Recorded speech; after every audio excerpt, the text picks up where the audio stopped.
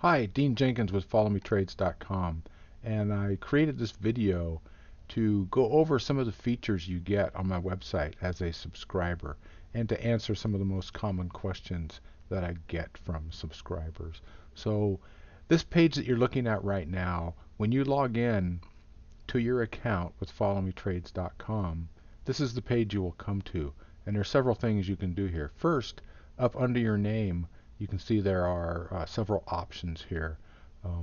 Your profile, you can go into your profile and change your password, your email associated with your account, stuff like that. And under My Account, you can update your credit card information or billing information there. Each week I do a market overview and updates on the open trades, and you can get to that by clicking this link here.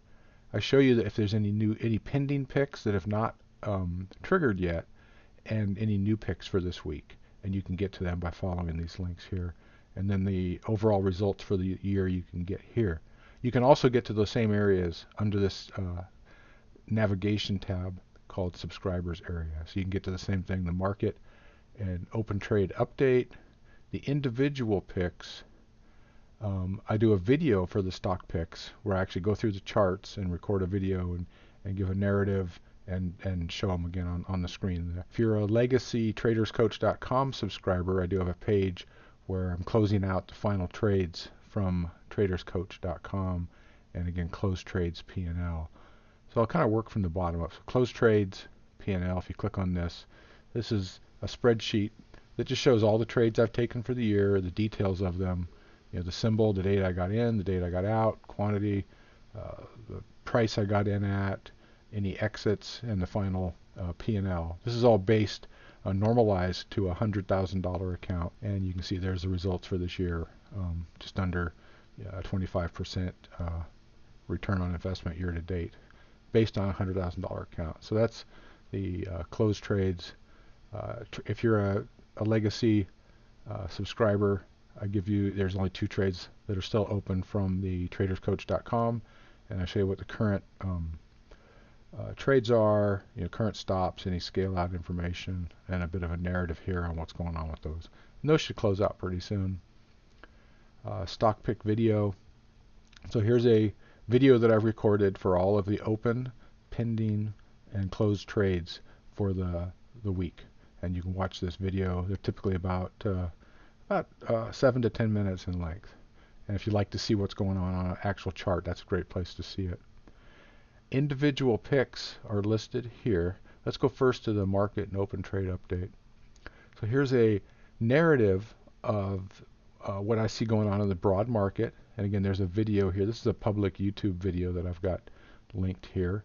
I also publish a newsletter to folks, and this information is in the newsletter, and it also comes out in the weekly email I give to you as a subscriber.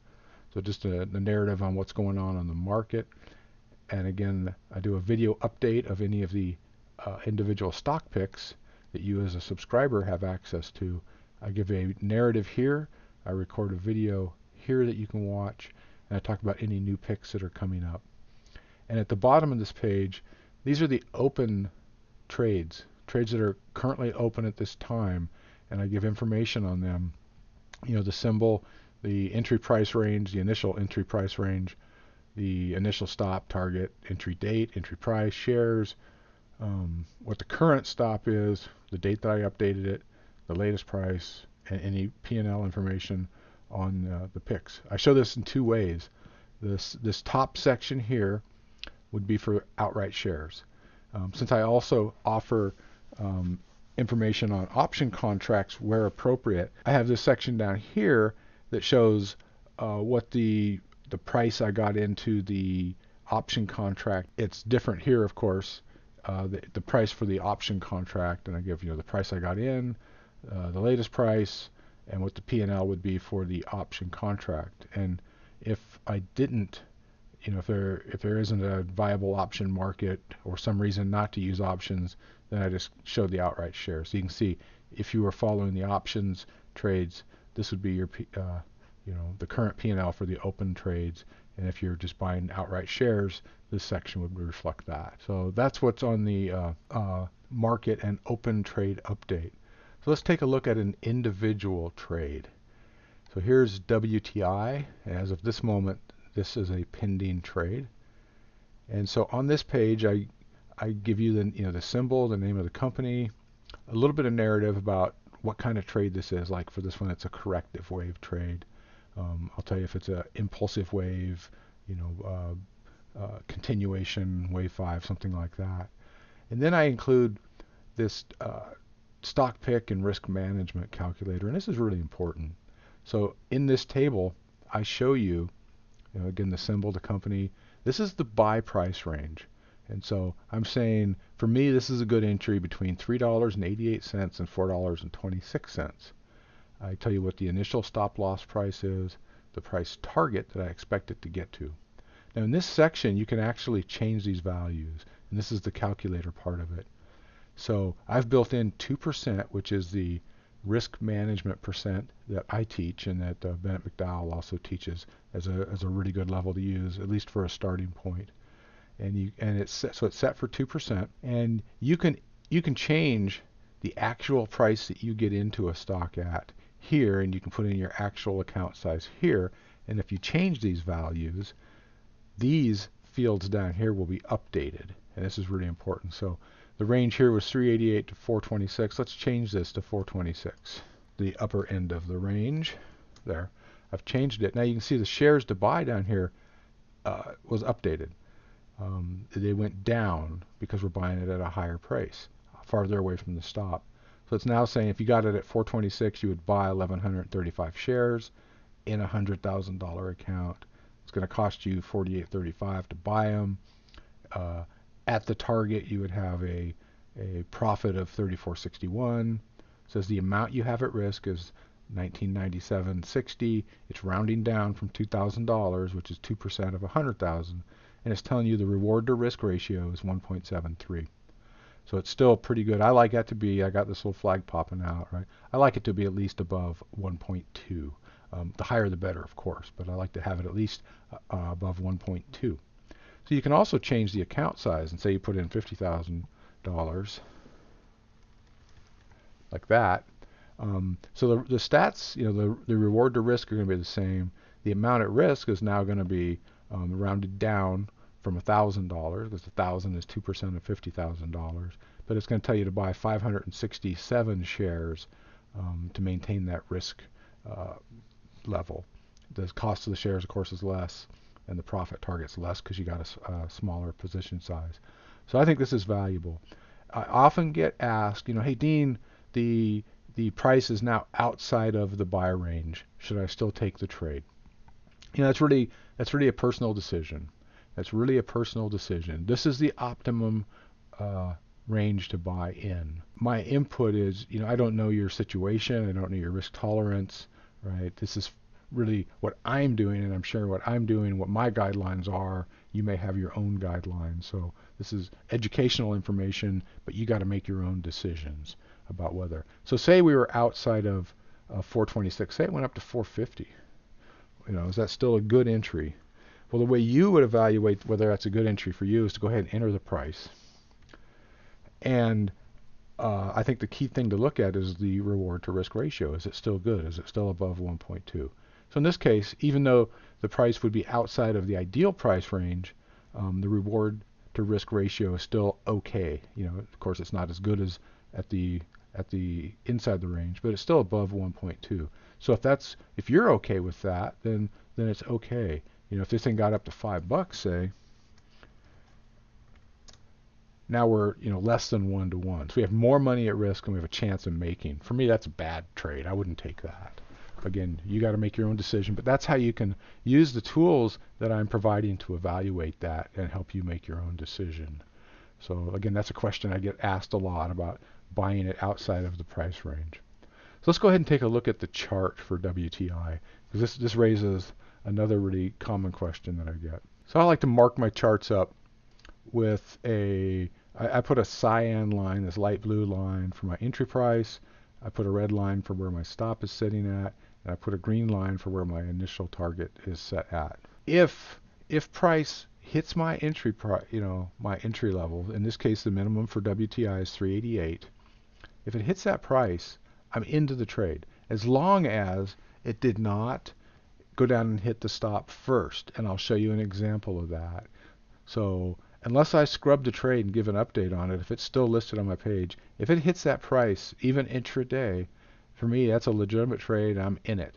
I use a stop limit order for my entries. I go ahead and enter those trades. I go ahead and enter those trades ahead of time. I enter them as a good till canceled stop limit order, and I put the limit, or the stop level rather, at my entry price 388, and then I'll put my limit, probably a few ticks above that, certainly well within the range. Right, on this one the upper was 426, so this one I might put it at $4.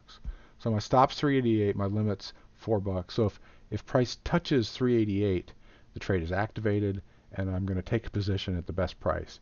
And sometimes that price may actually be a few ticks below my entry price, and that's okay, because for me, when the trade hit that price, it was triggered and it's a go. If I get a little bit better entry, that's great. Or if it shoots up, I still got a little bit of room, and I'll get in a few ticks above it. That's okay. If price goes down and hits the stop limit, hits the stop level, this red line, before it hits the entry level, the trade's void. It is scrubbed, and I'm not going to take it. It's been invalidated. Now I will publish updates throughout the day. Hey, we got a good entry, or something like that, or hey, this trade's been scrubbed. But I can't sit at the computer 24 hours a day, and I try to send updates when I can, but you can't rely on that to be 100% perfect. The surest source of facts is the website, which is updated. And if a trade is scrubbed, I'll take it down. If we got an entry, I'll update it. And then as the trade plays out and goes up, I'll send out updates for scale outs, and I'll show you an example of that. One that we've been in and we've scaled out on lately is Southwest Airlines LUV. So we got in here again at the cyan line. Our stop was here. I sent updates when I moved my stop. Our initial stop was down here. We've moved it up. When we crossed this Fibonacci line, we scaled out. I do send email updates, but again, email can be unreliable. There may be deliverability issues or something, but those updates are posted on the website in real time, and it looks like this. Here, if I go to Love, so on the page for Love, I show a trade history, and here's just a running diary of the LUV, the date I got in, what I bought the shares at, the date I got into the options. When I sent an update, I raised the stop. I sent an update. I scaled out a third of the shares. So this whole history is recorded here. And also you can look again here at the market open trade update, the spreadsheet, and it's showing you the current stop for Love. And this raises a good point. I'm trading this was an option contract, right? I don't have a stop price on the option contract. I have it on the shares. So if the shares hit 40.57, then I'm going to go sell the option contract at the best price right then. Okay. So I don't put a stop on the option contract itself. I drive the stop from the underlying shares. So that's what an update looks like. And then I talked about a trade being canceled. Let's look at ELLI. So this was a pick. Strategy Bullish alert. pyramid trading point exit now. So you can see I had my entry set here at 78.72, the cyan line. I published this on this day right here. I really wanted it to go take out that reversal bar before I got in. Well, it headed straight down. It went down to my stop. So this trade, because it did not trigger before it hit the stop, this trade scrubbed. So I'll send an update out on that, but even if you don't get it, if you look at the chart, you can see that.